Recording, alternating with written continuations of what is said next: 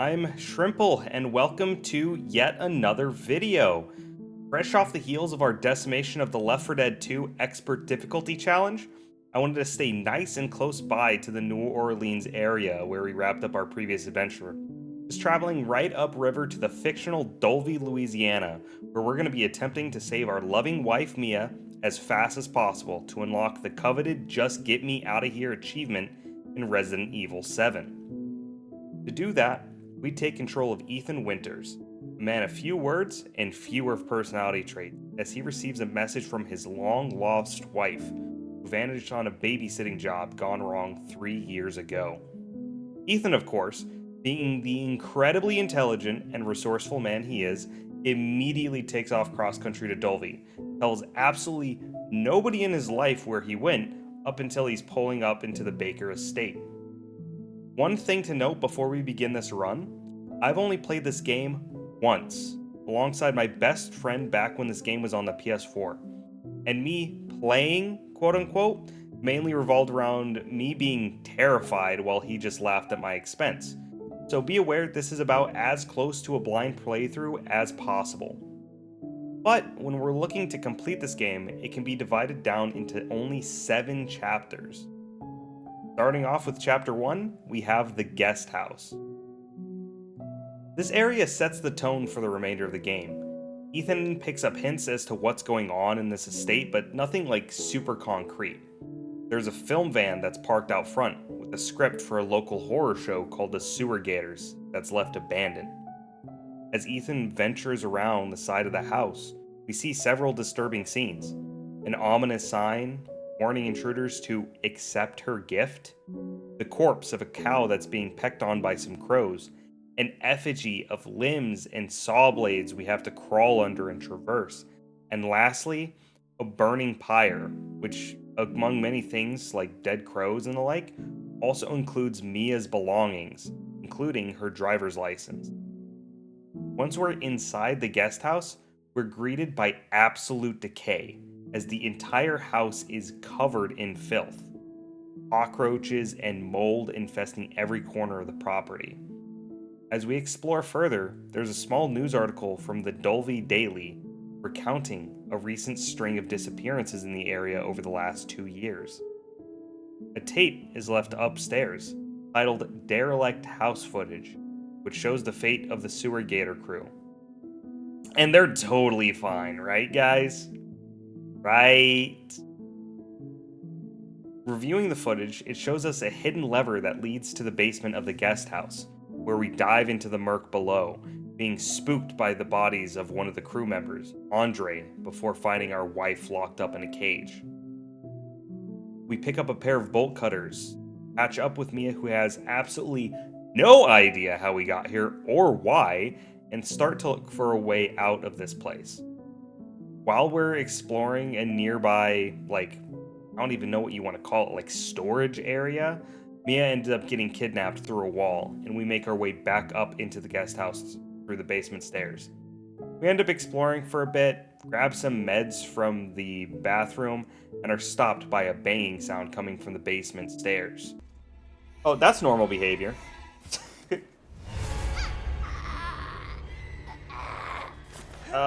Hey, wife. Ow. Wow, she's strong. What you up to? Oh, where'd you get a knife from?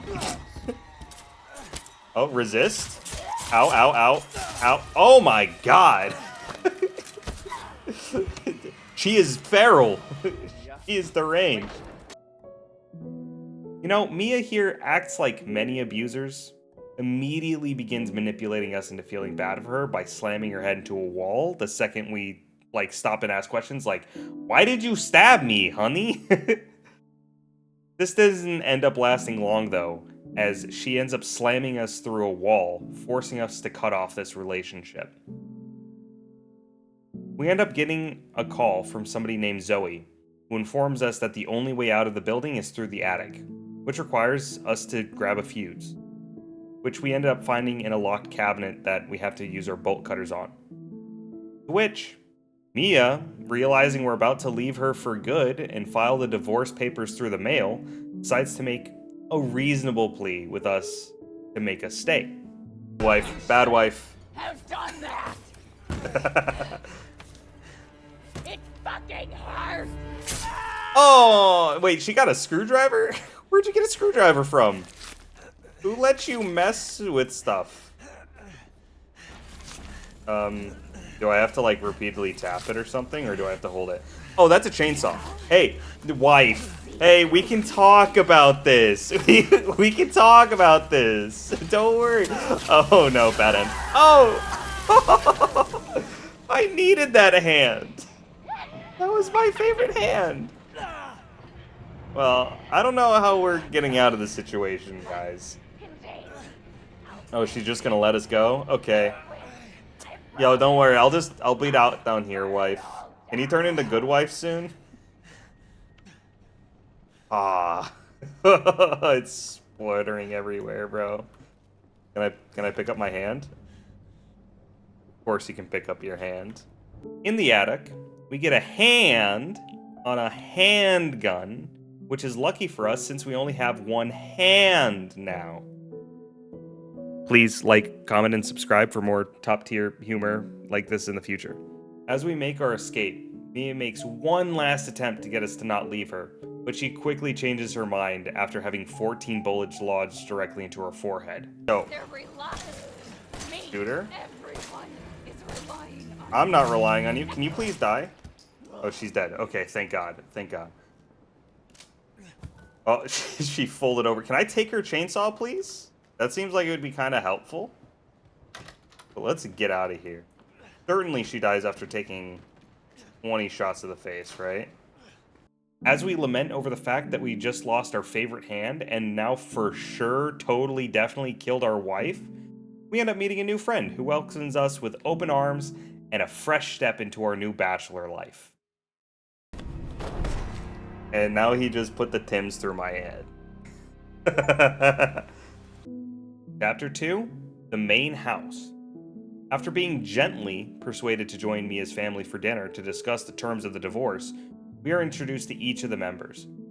We have Jack, a former Marine, a former football player, and the head of the house who warmly welcomed us into his house a few moments ago. We've got Marguerite, a well-mannered woman with a knack for making delicious meals. And Lucas, a little social rebel who just wants to give us a hand. And then there's Grandma. She's there too, I guess. Cool. Grandma, do you have anything to say to me? Any words of encouragement in these trying times? Because I just lost my hand. I got abused. I'm now in a family, I guess. I've been abducted. Grandma's got nothing to say. Let's get out of here. Jack, who wants to once again reiterate just how much he cares for us, wants some new father-son bonding time where we play tag. After Jack does some redecorating, we decide to help out by examining the foundation of the house and get some extra change for our trouble. Holy. He just kept turning me around. He was just spinning me right round, right round. Antique coin. What does this do? Got a little heron on it. Or, yeah, that's a heron, isn't it? I don't know what it is. It's one of those things that has a big mouth. Pelican? There you go. I was gonna say Pelipper from Pokemon. I don't know why that was where my mind went to first.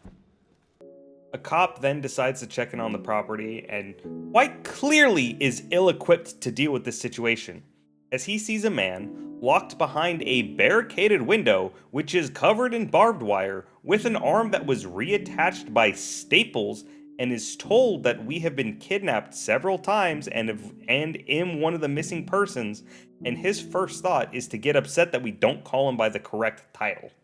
Let me tell you this. You don't exactly seem like you playing with a full deck yourself, all right? Are you kidding me? Brother, I'm a missing person. Please assist though. Missing persons call. And I can't rule out that an outsider like yourself may not be involved. Brother, I just got here. I literally just got into town today. Now, meet me in the garage. We'll talk there. Hey, wait. Wait, I can't get into the You gotta garage. give me your gun. You must have lost your mind. Definitely have. Look, officer. Deputy. Shut up, bro. Right. Deputy. Now, do you want to see my name in the obituaries? Or do you want to be a hero and save my life? Ethan thought he was cooking with that line too. The cop's just looking at him like he's an idiot. He's like, bro, I don't care about you. That's all you gonna get. We end up meeting the cop in the garage, and he decides to take his mind off of things. You know how stress gets sometimes. And then we enter into our first official boss fight of the run, Jack 1. Take the car keys. Alright, hey, we can talk about this, okay, brother? We don't need to be all weird. Wait, did he take my car? Baker family, you can't just do that. Alright. Can I get into the car? Hey, let's start this car up. Oh yeah, he tossed me out the window. Hey, I appreciate it, Vanessa. Definitely am not super comfortable talking in front of a camera, but I did do a little... Oh. Hey. Dude, stop crashing my car! This is a rental. Now my deductible's going to shit, man. Yo, this guy's actually pretty good at driving, all things considered. He dead? Oh. I wasn't expecting my knife to catch everything on fire. Hey, I appreciate it, Vanessa. Thank you for the follow. It's very kind of you. Hey, do I have to, like, stab him? Hey, can you not crush my head in? That would be kind of weird.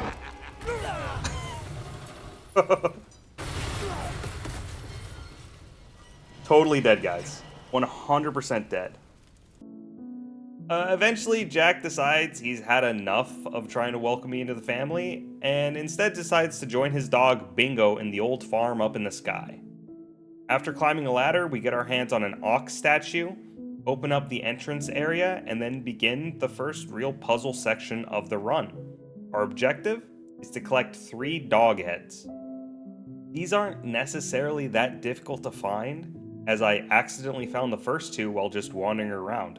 It's easy to get the white dog head, as there's just a clock pendulum that you can interact with in the main area, and then you can go back to the dining area at the start of the game and place it there. Boom, easy dog head right there. And I ended up finding the blue dog after just looking through a random book in the rec room, and then decided to see what Mia has been up to this whole time. Alright, let's, Oh, now we're able to do the spider thing. Cool. Okay, it's like flipped upside down. Can I rotate it? Okay, I can rotate it. So maybe I can face it to the right here. Alright.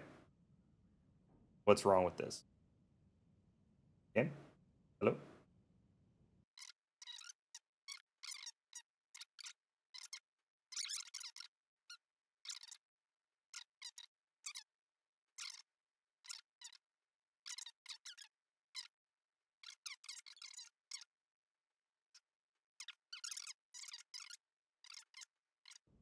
Game.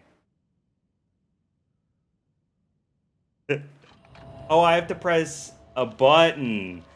Oh, I thought it was just gonna do it for me. Okay, let's get the controller unplugged.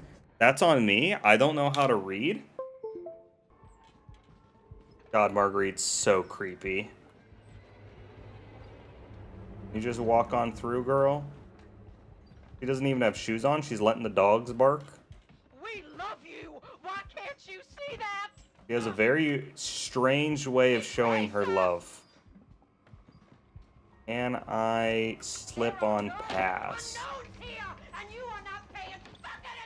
All right, let's go. Quick. No. You don't fucking try to save your share of the flames. There's no way out of there, Missy. Yeah, well, I'll be the one to be the judge of that. It's part of something. Not a picture. Okay. Is this me? I don't know. Okay, someone turned out the lights. Oh. Where do you think you're going? Oh, dude. Get out of there, Mia. Please help me. Brother, you're talking to a camera. I can't help you. I'm sure she's fine. The third one ended up taking a little bit more time for me to find, as I needed to grab a puzzle piece out of a bathtub, catch up with Jack, who's been dealing with a really strange headache recently, and then make my way to the dissection room area. Alright, we got the bird now. Okay, it's F. F is what we need to press. That was so easy. Okay. It took like 2 seconds. Oh man, that spider puzzle is gonna be the thing that takes us the longest in this entire game. Ooh, mold all over the place. Is this caused by the flood they were talking about before? Okay, man. Yeah, no. Nah, you're good for that. Yeah, I'm just gonna head out. I'm gonna go this way. Alright, buddy, round 2. Alright, he's gone. Alright, let's just get through this area quickly. Alright. Things you love to see, that zombie being gone is number 1 on the list.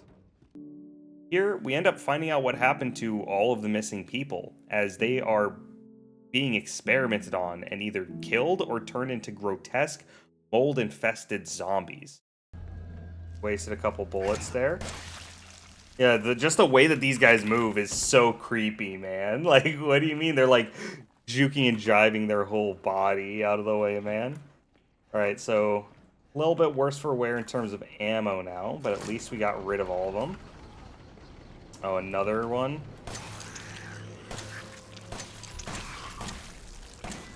Oh, that was 6 bullets and he's still here. Things got personal. Finish off an enemy with a knife. Another Achievo get. We end up finding the final dog head next to the cop who's just hanging around before Jack rudely takes it away. Luckily, though, I obtained the Scorpion key, which allows me to grab a shotgun by going through a small puzzle, using a broken shotgun that I found in the rec room to allow me to grab the shotgun from a display without tripping off the security system. Really made me feel all Indiana Jones-like, right? But without the crushing boulder after I failed. I then make my way back down into the dissection room, find the dog head on a chain, and immediately get kicked into another boss fight with Jack. Perfect, let's get back upstairs before he finds us. Oh, he found us!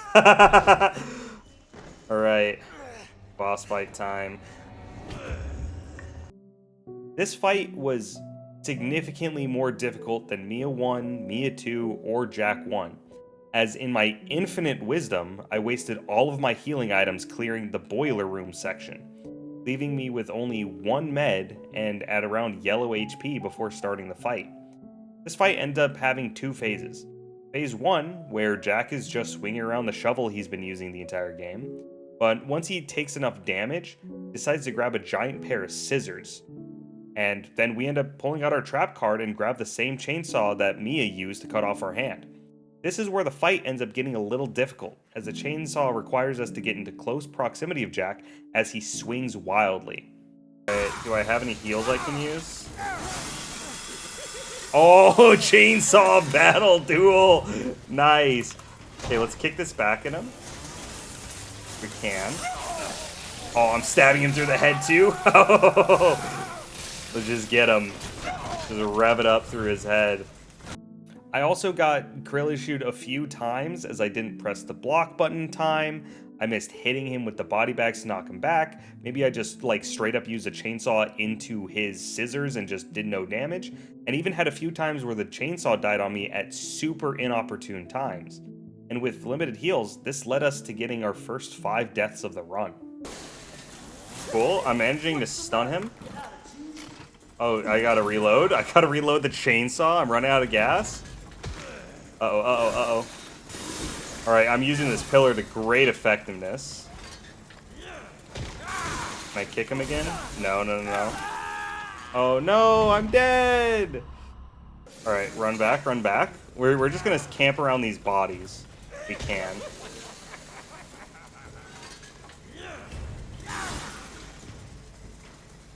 Uh-oh, uh-oh, uh-oh.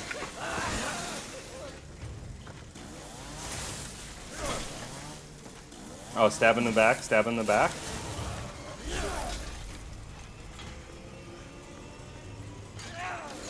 Oh, he's on the other side of the pillar.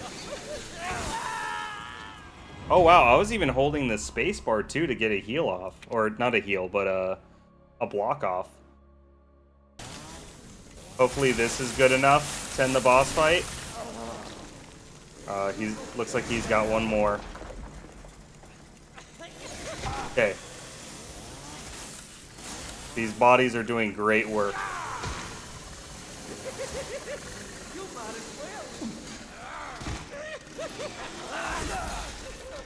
Oh, barely alive, barely alive. Dang, yeah. I'm just gonna grab a heal. Just use the knife. There you go. Save some of our pistol ammo that we don't need to use.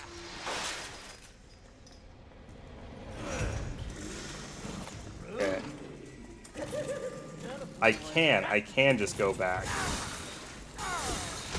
Okay. Punch the body at him. Start stabbing him in the back. And then when he's far enough away, might as well just hit him with a shotgun blast, right?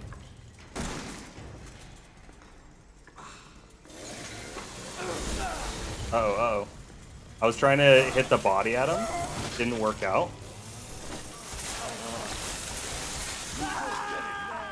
Oh, he immediately got up. I thought we could get a little bit more damage on his like little back thing.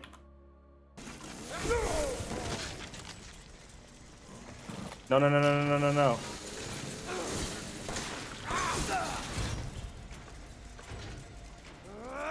Dang.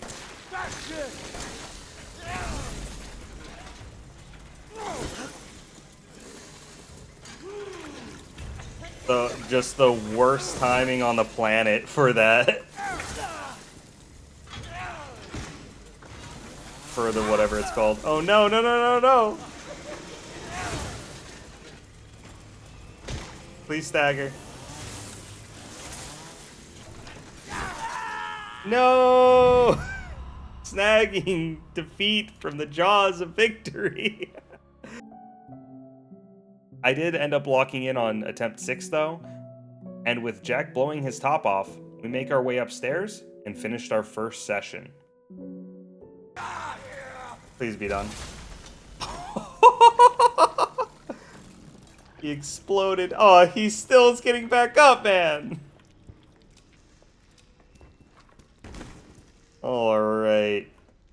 I think he's done. Do me a favor and stay dead. Yeah, you said it, Ethan. Chapter 3, Old House. With Jack out of the way and all of the dog heads collected, we're able to make our way outside into the Baker Estate backyard.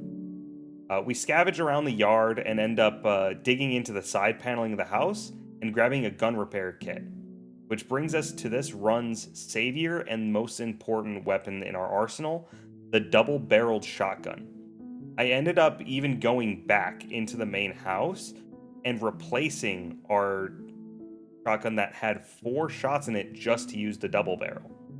And with that tiny detour out of the way, we find ourselves in Zoe's trailer and make ourselves at home, spending some of our hard-earned cash to get our hands on some drugs, baby. And you know what they say, kids, do steroids. What's the worst that could happen? As we venture further into the estate in the backyard, we come across the bridge and the house that we reviewed in the Mia tape. Marguerite is patrolling the area, and each doorway is blocked off with giant bugs and nests and swarms of little insects. Though, we also find the schematics to a flamethrower. I end up just sprinting around the swarm to the puzzle room that we had found in Mia's tape, but unfortunately it had already been stolen. And despite our best efforts, our drugs that we stole didn't act as an alternative. We end up taking the consolation prize of a flamethrower piece and move around to the other side of the house, where we find the other piece, use the flamethrower, and begin clearing the nest. When we clear the nest underneath the chimney, it leads us into a secret room where the spider puzzle piece is. Pull out the shotgun, just in case there's any more of those molded. Oh, nice, antique coins, so we can go back to Zoe's house, and that'll give us access to the reload speed. Mia! Wife. No more bullshit, Mia. How are you doing I here? want some answers. I know, you're right, and I always wanted to tell you, I'm always right. but I can only remember a little, and the rest is just gone. Daddy, right? Oh, he's got his arm back on. Borrow mommy for a little bit? Don't call my wife mommy, please. Why don't you stand there? Do something! Ethan, help! Damn it. Wait, I had my shotgun. Couldn't I have just gotten rid of him right there? Why'd I just let him kidnap my wife? And you know, when she's not busy like stabbing me or chopping my arm off, I'm really starting to feel bad for her with the amount of time she's been kidnapped this game. We very quickly dismantle the puzzle as Ethan, changing our PB on it from 4 minutes down to 4 seconds, and make our way down into the hole in the floor to grab the crank, opening up some shortcuts and going outside to grab the crow key to get upstairs. Oh, we needed the crow key to get here. Oh my god. Bro, she scared the hell out of me. Oh, we're going down to the pit. Hey, Marguerite, can you help pull me up? This ends up triggering Marguerite 1, where she stands awkwardly at the top of a hole while we just blast her with our entire arsenal, and bugs pop out of the wall. Okay, Marguerite, stay back. Oh, they're like respawning in the walls. This is what you get for messing around in places All right, you're Marguerite. not supposed to! Oh, can I stab her? Get her ass! All right, I think we killed her.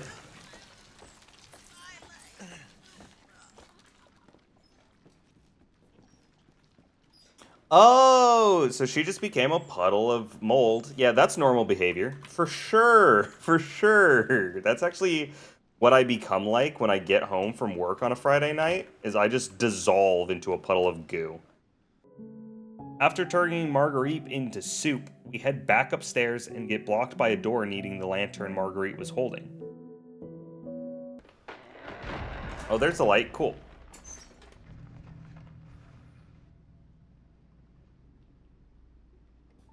Yeah, I'm not going down there. Yeah, never mind. We're gonna go on a side quest instead to figure out what this crow key does. And hey, hey guys, look at what we have here: a grenade launcher, more drugs to help our reload speed. Wow. Yeah, I still don't want to fight the big bug lady. I'll be honest with you. And this ends up leading us to the greenhouse for Marguerite 2. All right, Marguerite, where are you at, girly? Oh. Oh my goodness. Yo, shoot. Shoot at her, bro. Don't just look there stupid, bro. Now, Mark II is a grotesque monster, constantly dipping around corners, yoinking me into windows and holes in the ceiling, and just constantly making this like squishy noise in the corner whenever we're not looking.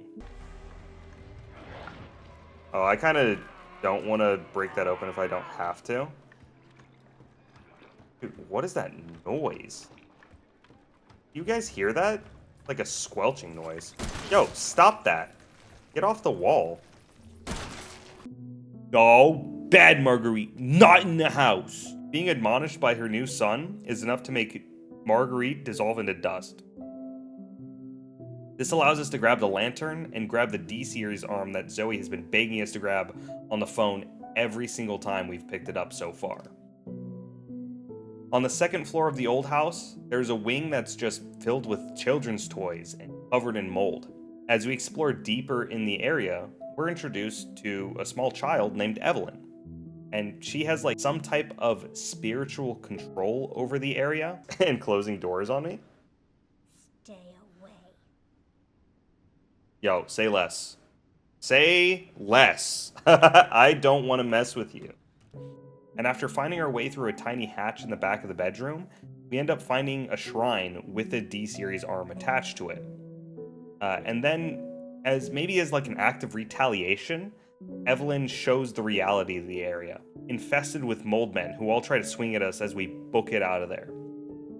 Once we're through that area, all we have to do is go back to Zori's room, meet up with her and her D-Series head, and create a cure for the infection and save Mia. Bada bing, bada boom. And I guess also save the rest of the Baker family, but like we're rapidly running out of members to save at this point, so like who knows. Once we get to our trailer, we don't find Zoe there, and no D-Series head and no cure.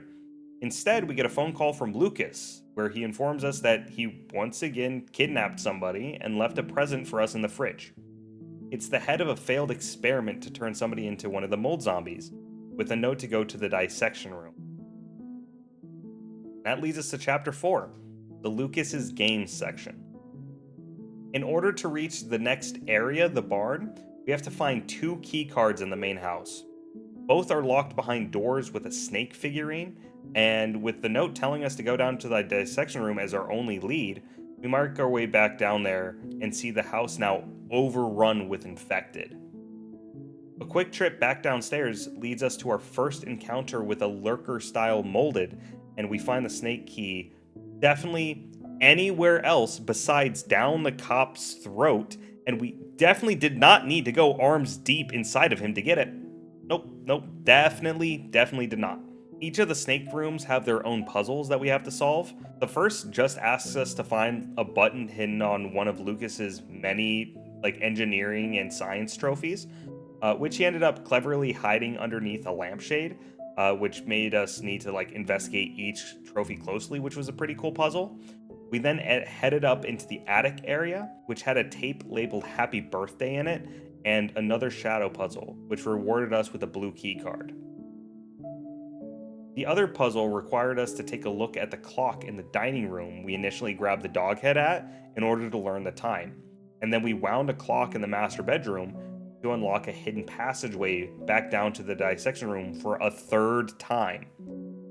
This ended up having another saw blade and limb effigy, which leads me to believe that Lucas is the one responsible for what we saw at the start of the game as well, and that he's actually just straight up a psychopath even without all of this mold and mind control stuff that we've been seeing all game.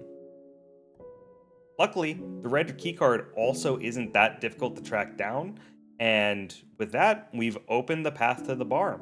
But before we go inside, we pop in the happy birthday tape to see what's on it when we're in Zoe's room. We take control of a guy named Clancy. And what do you mean you don't remember Clancy? He was the camera guy from the Sewer Gators. Yeah, it turns out he didn't die alongside Andre. He was instead kidnapped and tortured by Lucas, so really take your pick on what you'd want, I guess. He ends up getting tossed into this closed room trap, and he needs to solve a series of puzzles to get out, as he needs to put his candle, the only source of light he has, on a birthday cake across the room. But here's the little gimmick here that Lucas decided to put on a little prank. There's going to be this spout of water that douses the flame. And Clancy obviously can't just shield the candle with his body, as that would be too easy. So, in order to get through this puzzle, we have to get the candle on the cake, which means we need to turn off the water. Turn off the water, I need to get a valve. Get a valve, I need to find a 5-letter code. To find a 5-letter code, I need to get it carved into my skin by a clown. Get it carved on my skin, I need to find a pen, a finger, and a crank. I find the pen in a random balloon on the ground that I fill with air that's filled with pens, and it stabs me in the gut. To find the finger, I must fish out a looking glass in a toilet, wash it off in water while looking through it, and then find a secret 3-symbol code hidden on a TV screen, then using that code to unlock a cabinet to find an effigy that I need to then burn to then get a finger. To find the crank, I just have to take it off of a not at all suspicious barrel. And yeah, that is pretty convoluted, and it's pretty annoying, and it took me some time, for sure. Once we do all of that, Clancy puts the candle on the cake, and it explodes. Unfortunately, the crank that we took off that barrel actually poured oil all over the floor, so Clancy dies in horrific fashion.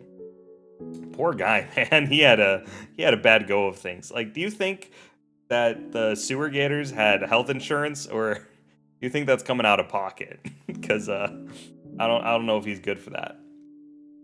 With us now permanently traumatized by seeing a dude tortured and burned to death, we then make our way to the barns and get a rousing speech from Lucas. No, Ethan. That ain't special.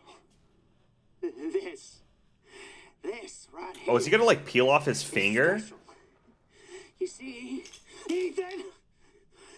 Not everybody wants to turn back the clock. What? But like, why? I feel like there's other ways that you can showcase that. And when we aren't convinced by this speech, he just blows up the TV. Now, the trap house is actually a pretty fun location. There's C4 with tripwires and boxes rigged to explode all over the place, so we have to be methodical around every corner we make to make sure we don't blow ourselves up. And we're rewarded by that by getting more drugs! Let's go! And with that out of the way, we find a battery and encounter the first, like, fat guy, boomer type enemy of this game, and we have a riveting boss fight.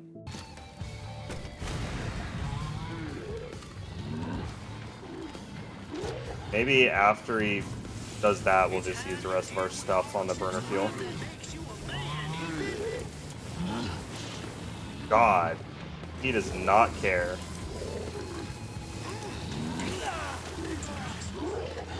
Yeah, so he's mainly doing damage with like this vomit attack. If we can just keep him around this corner, I will gladly just keep him here. Oh, and he's already gone. Cool. We had to do all of this to get a code from the now charred corpse of Clancy, and can proceed into the Happy Birthday minigame ourselves. Though, we can just like skip the entire thing now that we've done it, since we now know the code is loser, and we can just, you know, grab the wheel and then leave. This makes Lucas very upset, and he decides to just like Wile E. Coyote throw a stick of dynamite into the room to kill us instead, which we just used to blow open a giant hole in the wall to get to where he was watching us. And he just like skedaddles on out of there, like chair spinning and everything. It's just like so cartoonish when this entire game is actually being kind of serious. And he leaves the D-Series head behind. So we just have all of the components now to make the Kiers. We end up chasing Lucas down the docks, pick up a crank from storage to make another bridge, and then run smack dab face first into Zoe and Mia. And now with all of the ingredients we need to make a Kier, we create 2 vials of it. But before we can inject it into both of them, we get Jack 3, baby! Oh yeah, here comes the big boy! Yeah, you didn't really think he was dead after blowing out his own brains or exploding into a pair of legs, did you? Well, Jack is now a hulking beast with eyeballs all over his body. We need to navigate around like a burning shack with half of it in the water and kind of slowing you down, and pop every eyeball. The one that ended up taking me the most time to find was the one directly underneath his tail area, because it kind of gets caught up whenever he's on the like upper walkway, and you obviously can't shoot it when he's on the ground, right? We ended up doing this on our first try. Come on, brother. Let it happen.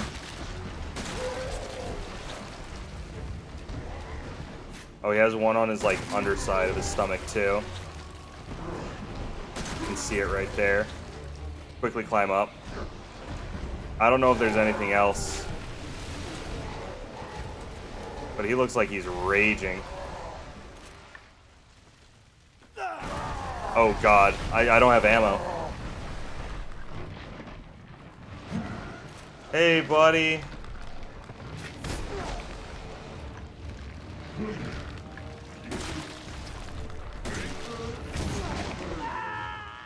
Yeah, that's tragic. Second try, and then put him out of his misery by using one of the cures on him. Unfortunately, if you can do, basic math, this results in us only having 1 cure. And with both Mia and Zoe infected, one of them will be sentenced to death by our decision. So now, who should we choose? Zoe, the person who's been guiding us this entire journey, who helped us in our time of need, patched us back up after Mia chopped off our arm, led us to a cure, and put her life on the line to help get Mia out of this house this entire time? Or Mia, The woman who ghosted and lied to us for 3 years, stabbed us repeatedly, threw us through walls, cut off our arm with a chainsaw, and just got kidnapped over and over again over the course of the game. Well, I mean, till death do us part is kind of the vow, and I'll be honest, her chopping off the arm was kind of hot. So I'm pretty sure Mia isn't an undead type of zombie anyways. So like just a moldy one. So sucks to suck, Zoe, I guess. You know, good luck with the will. I'm sure your parents left you the house we went ahead and killed both of them. So bye. Well, that was a little awkward, Mia. I think we should get out of here. Chapter 5, The Boat. As we paddle away and begin to discuss what we've been through, with Mia continuing to dodge every single question we throw at her, we find a huge tanker. Which, mind you, this game takes place in Dulvey, Louisiana, which is, fictional, but it's based on the Baton Rouge area, which is several miles inland. How did it get here? Before our questions are answered, we're pulled under the water by some mold tendrils, and thus ends our story, right? You roll the clip to start Skyrim, I guess. We're dead. But it only ends our story as Ethan, as we get to play as Mia now. Let's go! We wander through the bones of the ship that's been just completely infested with mold, and there's husks of bodies all over the place. And Mia ends up starting to have some flashbacks of the ship, where Evelyn is shown to be in so much control with the mold that she can just, melt human beings through their respirators and suits if she chose to. Though she does have this, weird, somewhat unhealthy obsession with Mia getting to remember what happened on the ship. And after exploring for a while, we end up finding a pistol for her to use and a save point, and then we end session 2. Starting day 3, we have no meds, no ammo, and absolutely no clue where to go. So I just wander around until I find a fuse in one of the rooms on the bottom floor, and that allows us to open up a doorway to get to a staircase that leads us up to the 3rd floor, where Evelyn is just kind of sitting there with a videotape in hand, and that leads us to a flashback where Mia and her coworker Alan are attempting to corral Evelyn as she starts an outbreak on the ship. And Mia, with machine gun in hand, is a beast. She hunts down leads across the ship to where Evelyn is, fighting hordes of infected, finding giant piles of mold, and she makes her way all the way down to the basement of the ship. And Alan informs her she can just use this dissolving agent that they have, which can break down door locks and cabinets around the ship, which all hold C4 that she can detonate. Evelyn is also shown to have an obsession with families and is imprinted on Mia, calling her mommy and demanding her to be family.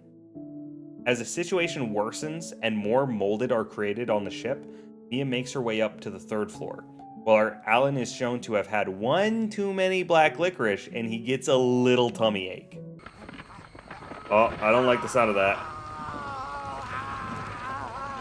Dude, oh my god. He got molded. Stop right now! Don't touch me, don't. Oh my god. That's crazy. Alright, yo Mia, you should probably get away from his corpse where you get infected. Hey Evie! How's it going, baby? Oh, so this is how I turn into bad mommy? Evie then destroys the boat, chucks Mia out the side of the ship, and we're brought back to modern day. After climbing through an elevator shaft, we find Ethan just straight vibing in a wall through his security cam footage. Now, to get down to Ethan, there's really only 3 things we have to do. Number 1, get a jack to pop open the elevator. Number 2, get a fuse. Number 3, get a wire cable. This will get the elevator up and running, and then we can go down to the basement and rescue Ethan. So, how exactly do we do that? Finding the jack is easily the easiest of all three of you, as we need it before we can even explore the rest of the vessel, as the captain quarter is just directly on our right after reviewing the footage. And it ends up also having a machine gun and some bombs in a locked container right next to it. And I really want that gun. You really only need like one dissolver to get through this whole section of the ship, but to get to the machine gun, it requires an extra dissolver, and that's where we need to start racking our brains. As there is one free dissolver that can be found in the room where Alan was at the start of the flashback on the second floor, but the rest are hidden away around the ship. So let's just start with the gun. On the second floor, across the hall from the free dissolver, is the crew quarters. It requires a dissolver to get in and has several goodies once we do, mainly bombs and the key to get to the SMG. Once we grab the key, it's easy enough to climb up and grab the SMG, as there's only like, one or two extra baddies that spawn up there. I mean, who would even die to that? Off. Oh god. Oh god. There's just a lurker there now. Rough. The other dissolvers that I found ended up being hidden in a safe in the kitchen, with like a little 3-step painting puzzle that required us to match paintings and then rewards us with 3 dissolvers. The other 2 required parts are then pretty easy to get a hold of after that point. The fuse can be easily sourced from the same fuse that we used before the flashback to get to the third floor, so we just take that back and pop it into the elevator. The wire can also be found past where Evelyn tossed us into the ocean, but requires a dissolver to get into. This room, the medical room, is why I wasted time to get the bombs and the machine gun, as another fat man spawns in here. And in the tight space of the room, and the required time it takes to unscrew both ends of the wire, it's a hassle to get out without using those resources. With all of these things in hand, we pop the wire into the elevator and ride down to the S2 level and save Ethan. Mia then shoves him out of the ship and once again gets kidnapped, this time by Evie. Chapter 6, The Mines.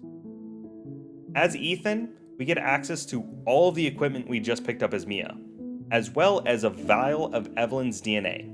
This is incredibly helpful as the C4 and machine gun are great weapons to use to clear the rest of the game, since we were able to stockpile on so many of them in the last section.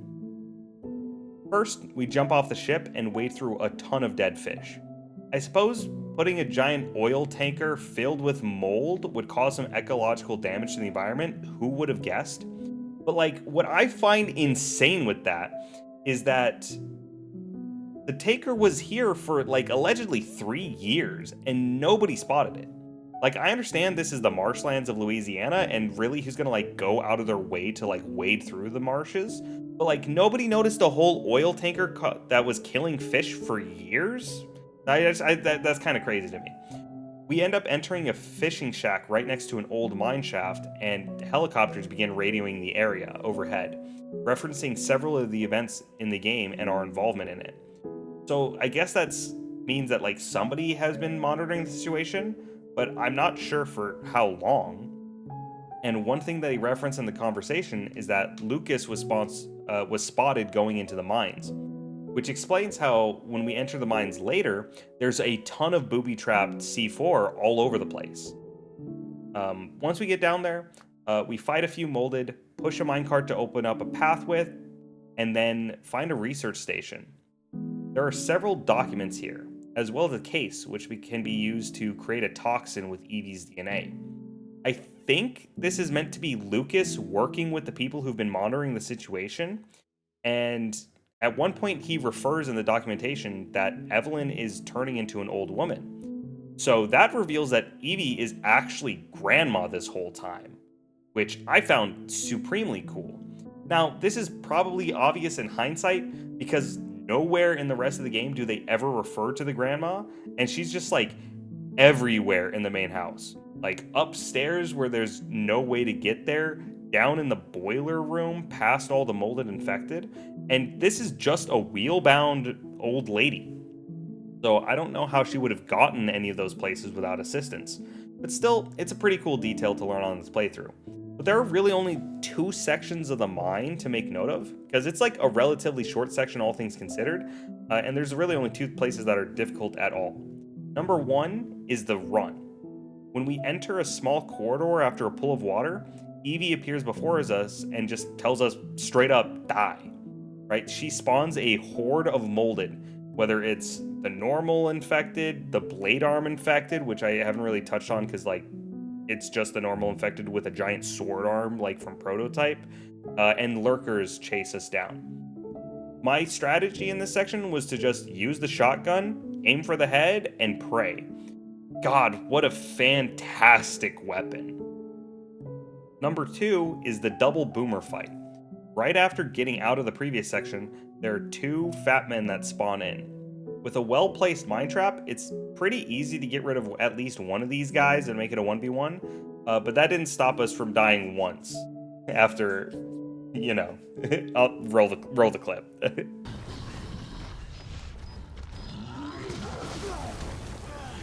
Okay, blew up again. Plant another one at both their feet. Jump around the corner. Get some shotgun shots off into his head. Jesus.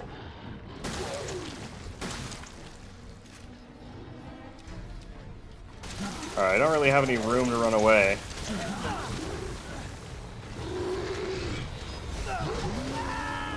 Yeah, I just blew myself up. With that fight out of the way, though, we lick our wounds and break through a wall. And that brings us right back to the guest house where we started this entire thing. Chapter 7, the finale. The return to the guest house serves to recontextualize the entire start of the game. As we venture through the house to find Evie, we learn that she was controlling Mia through each of the fights, as well as her mental state in those moments. She didn't trust in Ethan to become her father like Mia was her mother, and she kept trying to kill him as a result. This ultimately leads us to the attic, where Ethan pushes through a bunch of like psychokinetic waves or something like that. I still don't get what she was doing, and he injects her with the toxin. This doesn't end up killing Evie immediately. She becomes this like giant wall of flesh that demands us to use every single bullet in our arsenal to slow her down before she crushes us. And then she just tosses us like a rag doll outside, forcing us to once again spray everything we have until a crate crashes down from the helicopters above, giving us a new weapon, which we quickly use to dispatch Evelyn. And with Chris, I guess, from like the previous games, wow, Chris Redfield, cool, taking us and Mia to safety, we successfully beat Resident Evil 7. But were we fast enough to get the achievement? No, like, obviously no. Like, this was my first playthrough in, what, 8 years?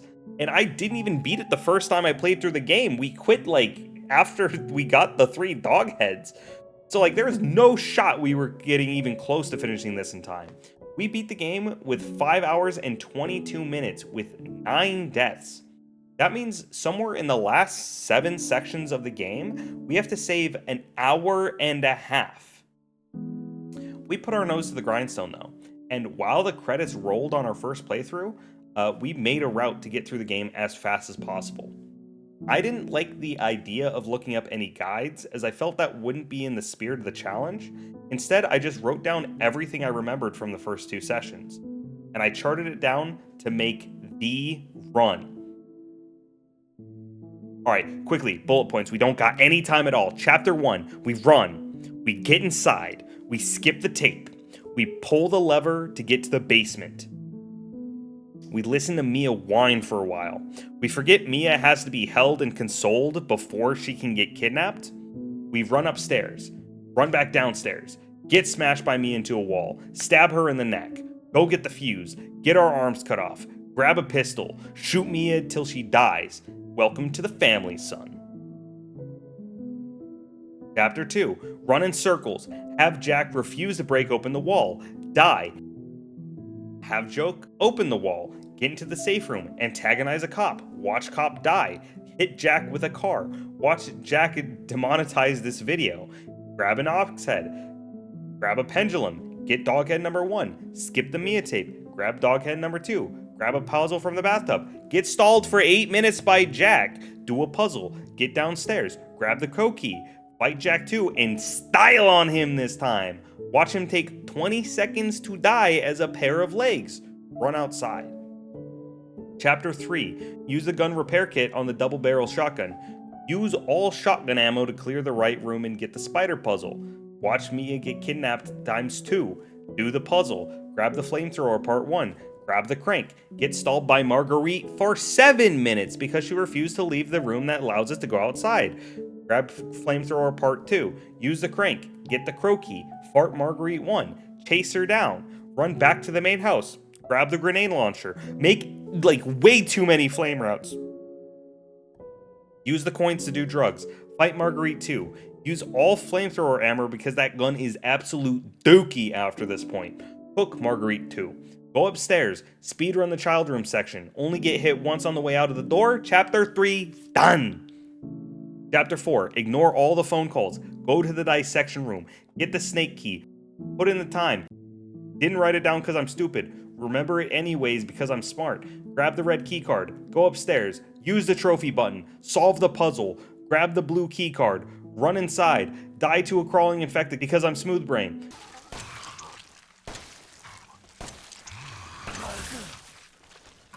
Dude, he does not care. Oh my god, he killed me? Redo the section. Do more drugs. Unload fire rounds into the Fat Man. Ignore the happy birthday tape. Solve the puzzle anyway. Run through an exploding wall before the conversation with Lucas ends. Laugh. Grab the crank. Use the crank. Make the cure. Kill Jack 3. Rescue Mia because we hate Zoe in this household. Chapter 5. Go in the ship. Get traumatized. Watch the tape. Sprint to each marker location. Refuse to use C4 because I want to save it for the Fat Man. Die. Use some C4 so I don't die. Watch Alan die because he was a misogynist. Go back to present day. Grab a jack. Grab a free dissolver. Use it to get the captain's key. Grab machine gun. Forget where the other dissolvers are because I didn't write it down. Panic. Solve the puzzle. Grab the fuser. Or grab dissolver. Use the wire. Kill the Fat Man. Grab the fuse from the first floor. Leave. Chapter 6. Literally just sprint straight ahead. Open wall with Minecraft. Make the toxin for Evie. The toxin specifically made to kill Evie. Run through hell. Kill 2 boomers after using like 7 bombs. Climb ladder. Leave. Chapter 7. Hunt down child. Mock child with the toxin to kill Evie. The toxin specifically made to kill Evie.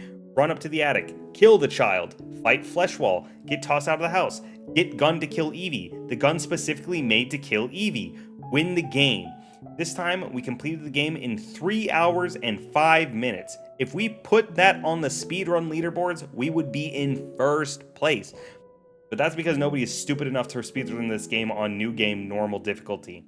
On any other difficulty, we're last or second to last. But thank you for watching. This was an incredibly fun challenge run to make. Reminder, I stream all of these runs live on Twitch, and I announce when I'm going live on Twitter. So I'm not sure if I'll continue playing these like zombie themed games like Left 4 Dead or Resident Evil, as I also want to make content for other games that I enjoy. I'll definitely come back for more Resident Evil in the future. It just might not be anytime soon. Because with something like, Pokemon Legends Z8 coming on the horizon, I really want to make a challenge run to prepare for that. So, no promises, but I look forward to seeing you guys in the next video. Bye!